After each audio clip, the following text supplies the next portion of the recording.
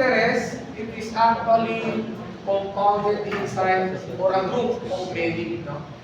So compound interest. Here the formula, F will be equal to P 1 plus I raised to N.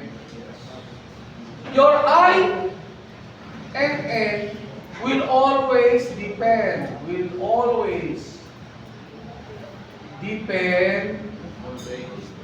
on the respective statement.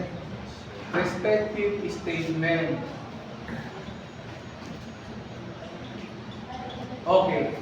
For example, you have compounded quarterly. So what is compounded quarterly? Di ba ang sabi ko, stated just today, I and N will always depend on the respective statement. Compounded quarterly, N will be equal to 4 times E. And your I will always be equal to R of N. Compounded quarterly. Okay, compounded quarterly. For example, you have find the amount of 20,000 pesos compounded quarterly at rate 5% in 4 years. Okay?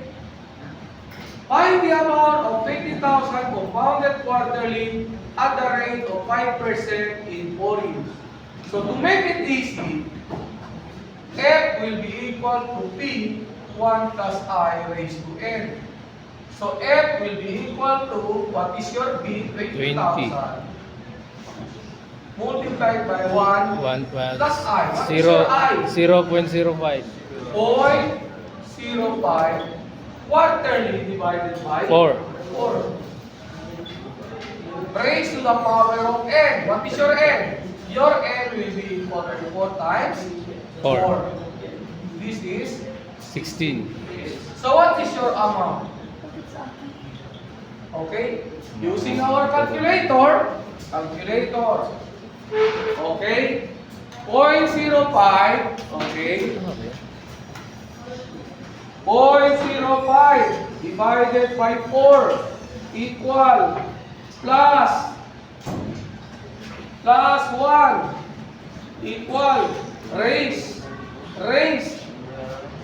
to 16 equal times 20,000 equal 24,397